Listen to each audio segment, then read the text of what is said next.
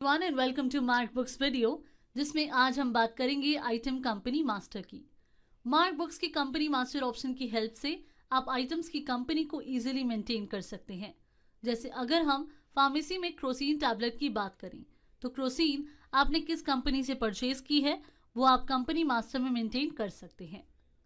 तो बेसिकली इस ऑप्शन का यूज उन कंपनीज की डिटेल इंफॉर्मेशन को मेंटेन करने के लिए यूज किया जाता है जिनसे आप आइटम्स या प्रोडक्ट्स परचेज करते हैं, और आप आइटम्स की कंपनीज के बेस पर उनकी रिपोर्ट्स भी जनरेट कर सकते हैं। तो आइए देखते हैं कि आप मार्क बुक्स में कंपनी मास्टर का यूज कैसे कर सकते हैं। जिसके लिए आप मास्टर मेन्यू से इन्वेंट्री मास्टर पर आएंगे और यहाँ से कंपनी ऑप्शन के आगे दिए इस प्लस बटन पर क्लिक करेंगे तो क्रिएट एजेंसी नेम की ये स्मॉल विंडो कुछ फील्ड्स के साथ ओपन होगी, जिसमें आप एजेंसी नेम में अपनी रिक्वायरमेंट और ट्रेड के अकॉर्डिंग एजेंसी नेम मतलब कि कंपनी नेम मेंशन करेंगे।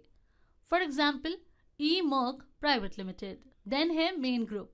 मेन ग्रुप के ड्रॉप डाउन से आप सिलेक्ट करेंगे कि आप जो कंपनी क्रिएट कर रहे हैं उसको आप as a main company use करना चाहते हैं या फिर सब कंपनी। तो अभी हम ड्रॉप डाउन से यस सिलेक्ट करते हैं कि हम इस कंपनी को मेन कंपनी यूज या ट्रीट करना चाहते हैं और फिर एंटर करेंगे।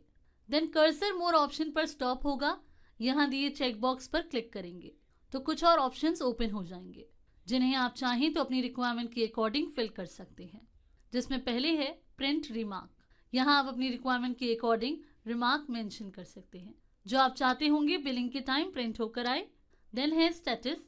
यहाँ से आप सिलेक्ट कर सकते हैं कि आप इस कंपनी को बिलिंग के लिए कंटिन्यू करना चाहते हैं या नहीं।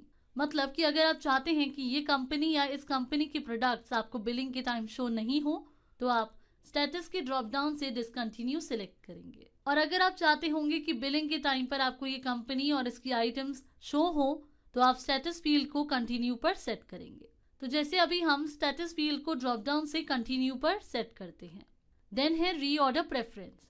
यहाँ आप ये मेंशन कर सकते हैं कि सॉफ्टवेयर इस सिलेक्टेड कंपनी की आइटम्स का जब रीऑर्डर जनरेट करे तो उसकी प्रेफरेंस क्या हो, 1 हो, 2 हो एटसेट्रा। तो अभी हम 1 मेंशन करते हैं।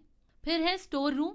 यहाँ आप जैसे मान लो आपने मार्क बुक्स में अपने प्रोडक्ट्स को मेंटेन करने के लिए अलग अलग स्टोर क्रिएट किए हुए हैं तो आप यहाँ स्टोर रूम फील्ड में ये मेंशन कर सकते हैं कि जिस आइटम की कंपनी आप क्रिएट कर रहे हैं उसके आइटम्स या प्रोडक्ट्स आपने अपने किस स्टोर रूम में मेंटेन किए हुए हैं।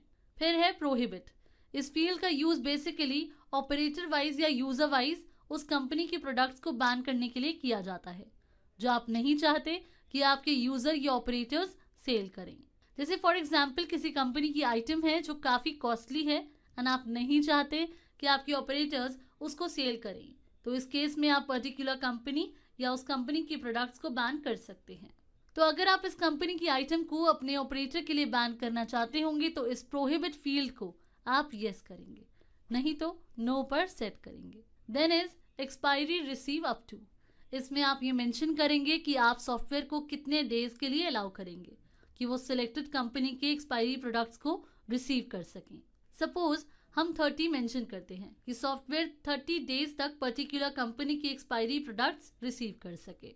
इसी तरह से इनवॉइस प्रिंटिंग इंडेक्स में आप मेंशन करेंगे कि सेल बिल में इस कंपनी की आइटम्स किस प्लेस पर आप प्रिंट करवाना चाहते हैं। देन है डंप डेज। यहाँ आप उतने डेज मेंशन कर सकते हैं जितने दिन बाद आप चाहते होंगे कि इस कंपनी की आइटम्स डंप डेज में कंसिडर हो जाए। सपोज हम यहाँ 60 मेंशन करते हैं। इसी तरह से रीऑर्डर फॉर्मूला फील्ड में आप उतनी क्वांटिटी मेंशन करेंगे जितना आप चाहते होंगे कि सॉफ्टवेयर सिलेक्टेड कंपनी की आइटम की क्वांटिटी कम होने के बाद उसका रीऑर्डर जनरेट कर दे। सपोज हम 10 मेंशन करते हैं कि अगर पर्टिकुलर आइटम की 10 क्वांटिटी हो जाए तो सॉफ्टवेयर ऑटोमेटिकली उसका रीऑर्डर जनरेट कर दे। फिर है मिनिमम मार्जिन। यहाँ आप सिलेक्टेड कंपनी की आइटम पर मिनिमम जितना मार्जिन रखना चाहते होंगे वो मेंशन कर सकते हैं।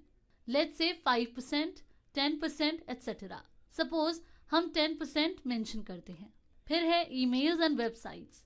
अगर आप अपनी ईमेल एंड वेबसाइट मेंशन करना चाहते होंगे तो आप ईमेल्स एंड वेबसाइट्स फील्ड के आगे दिए प्लस ऐड डिटेल्स बटन पर क्लिक करेंगे तो ईमेल डिटेल्स एंड वेबसाइट की ये विंडो ओपन होगी।